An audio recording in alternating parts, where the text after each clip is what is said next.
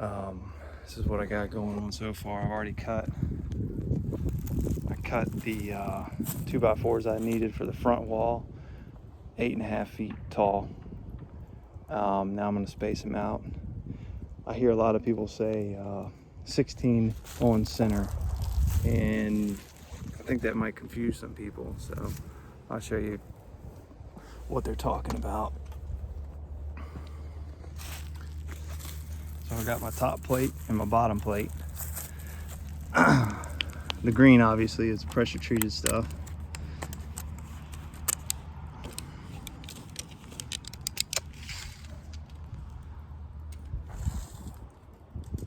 So first 2x4 will go on your end, obviously, out here.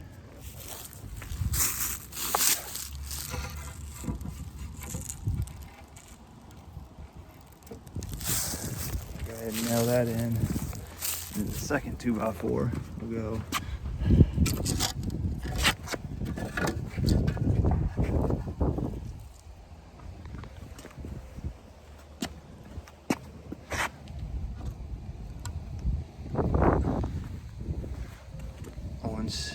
on center.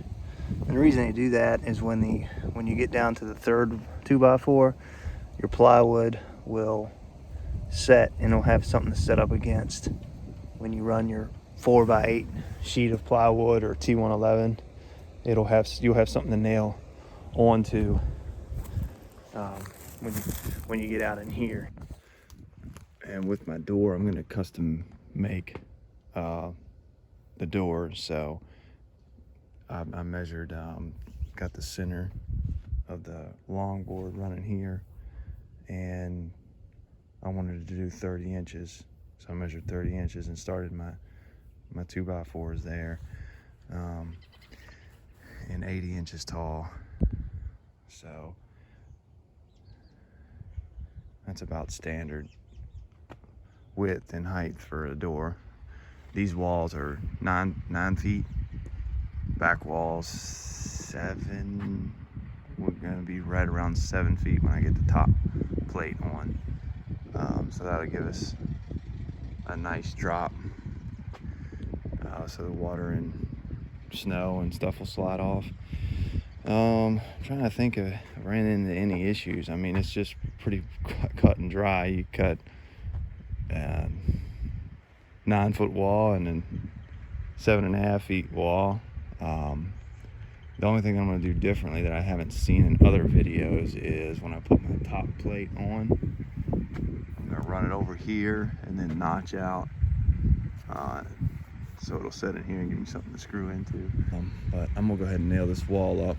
We're at 87.5 inches from my bottom and top. I'm going to go ahead and mark it and cut these boards all the same length as these here, which I think were like 82 inches. So I'm gonna get 7 or 8 of them and put this wall up and hopefully get the top plate on and be done for the day.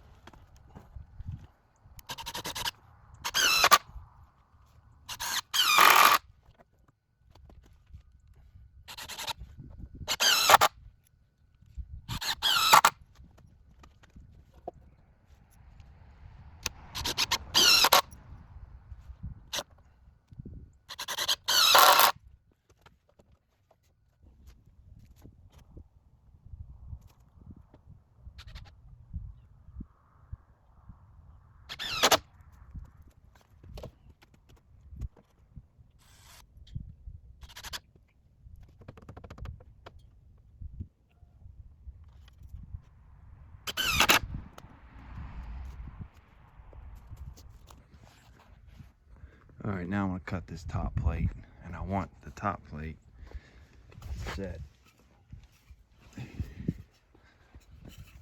set where this 2x4 overlays that one, and I can screw from the top into here, and then put some screws here, and that'll give, you know, the structure a lot more support.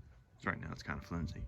And like I said, I'm gonna come out here, cut my 2x4 all the way here over, and then just notch out right here.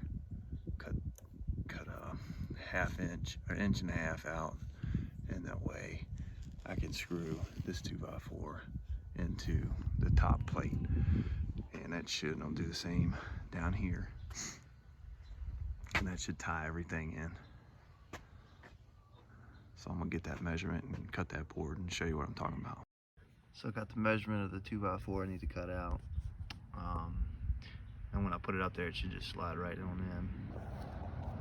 Alright, so this notch, it just sits right on in there. And then I'll put a screw in it from this side. Put a couple screws in up there, and then it'll tie in to this back wall from the top. I'll screw it down from the top there. And I'll do the same to this side here. Alright, so today we're gonna get the roof rafters cut. So I'm gonna stand this one up. Wind wants to blow it down on me, but I come off about 16 inches on the front, and I got a mark out there, but I just kind of eyeballed that. I'm gonna make all the cuts the same, and if it's off a little bit, by a little bit of degrees, I mean, you're not gonna be able to tell. But for the bird mouth, I'm gonna use a 2x4, stick it right up next to the board, and then just trace it.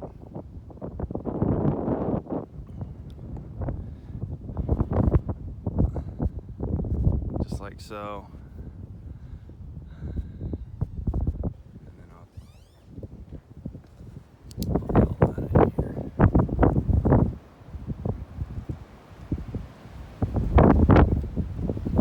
That's the cut. That's what we want to take out. I'll do that on this end too. I got about a foot overhang on the back side. I'll just line it up with the backboard.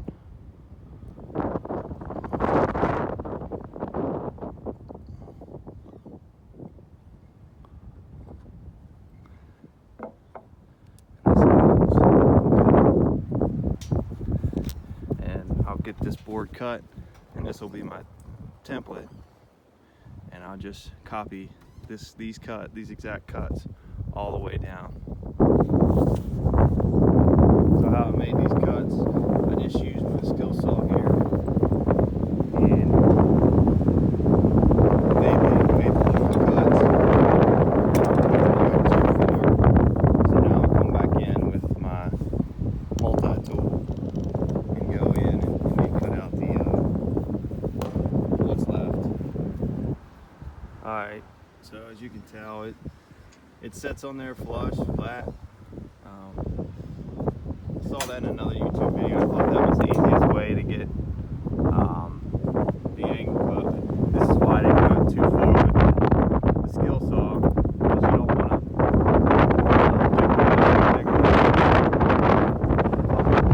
but alright, this is my template, and I'm gonna copy this cut all the way down. Alright, so we got all the rafters cut. Now I'm working on framing underneath the rafter on each edge.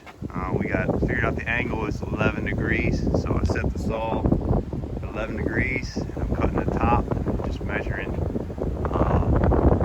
length of from each stud to give it some support.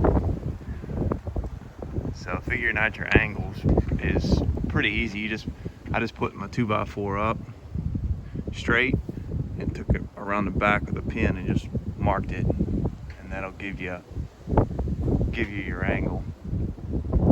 So we're gonna cut a 2x4 to brace here, here, and here.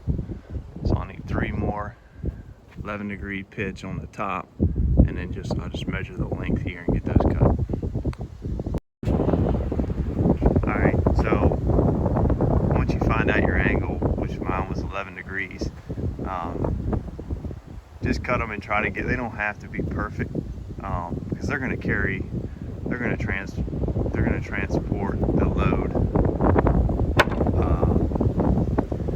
decently. I mean, if they're off 1 or 2 inches, it ain't going to really matter. Alright, got all the rafter joists up, and I just lined them up right with the stud, so I didn't have to do any measuring or anything like that. I'm gonna nail them in and be done with the roof. This part here is a little tricky. Cut my finger. Yeah, getting that 8-inch overhang on each side. I didn't know any other way to do it. But when I run my front fascia board, I'll connect that in and tighten it up a little bit. But